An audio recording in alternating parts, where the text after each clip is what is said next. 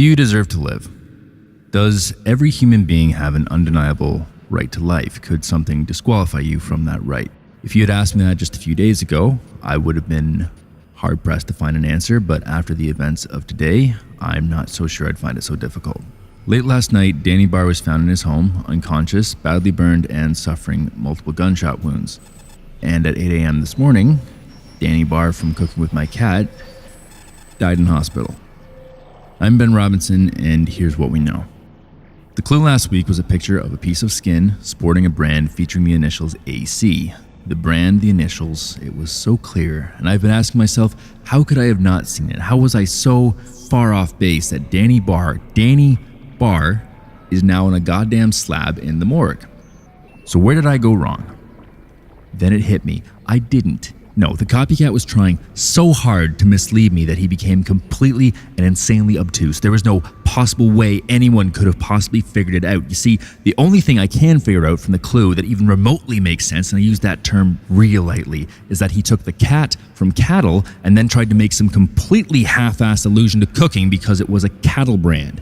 Thing is, when Danny last called in, I told him if I had an inkling, I'd let him know. And this hack of a killer made sure he was never even given a chance.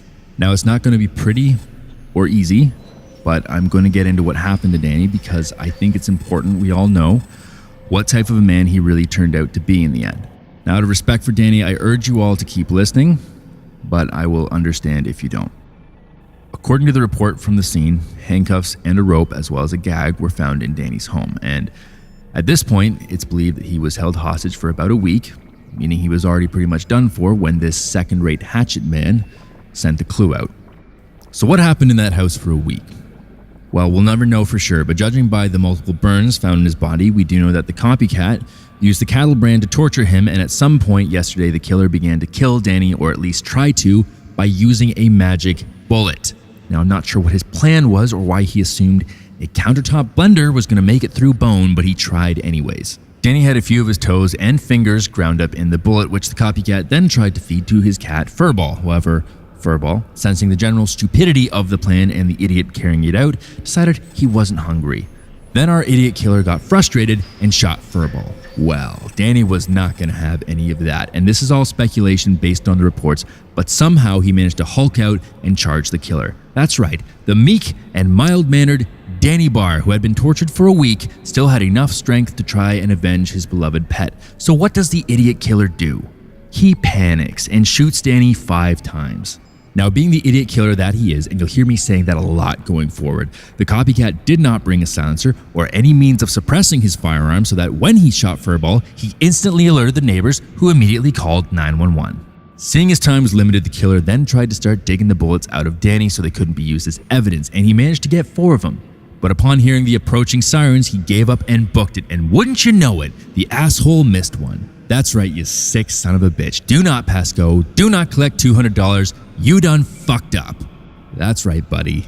If you're listening right now, the copper jacket you left in Danny's hip is being processed. It's going through the rounds of forensics, which for you, my friend, was mistake number 1, which surely enough brings us to mistake number 2. After shooting Danny and his cat and retrieving 4 of the 5 bullets, our copycat boy Wonder leapt out of the back of the house and began climbing fences and making his getaway through backyards, where he stumbled on a chain link fence, ripping his pants and cutting his leg, leaving a nice big fat sample of blood at the scene, which, like that bullet you forgot, is now being processed down at Division 51.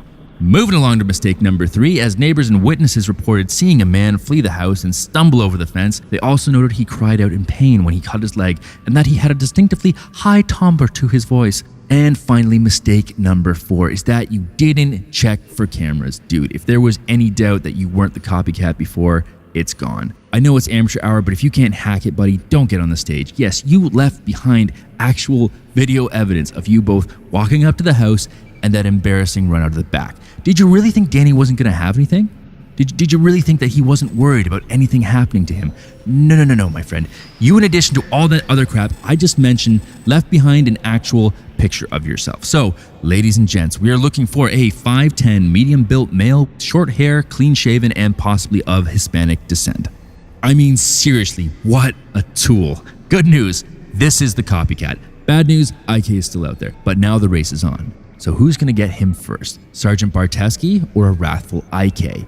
A killer with means, motive, and more than enough ability to get rid of this clown, or the combined force of the police department? If I were you, man, if you're out there listening, I'd seriously consider giving up. IK's taken down bigger game than you consistently and with way less effort than you managed to screw up murdering a cook and his cat. And by the way, Furball is expected to survive. That's right, the little guy took a round in the leg, but apart from losing one of his 9 lives, he's gonna be just fine. Whereas you, the unoriginal bastard on the run right now, is not. So finally, let me ask you the question of the day, Mr. Copycat. Do you deserve to live? Well, I'll turn to the still breathing street philosopher Adam Chen, whose words express my sentiments on the matter perfectly. You need to kill this motherfucker. He's a creep guy. That's a follower you can lose. You need to KILL his. You need to kill him. That's all I've got for you guys. And if you're listening, IK, good hunting.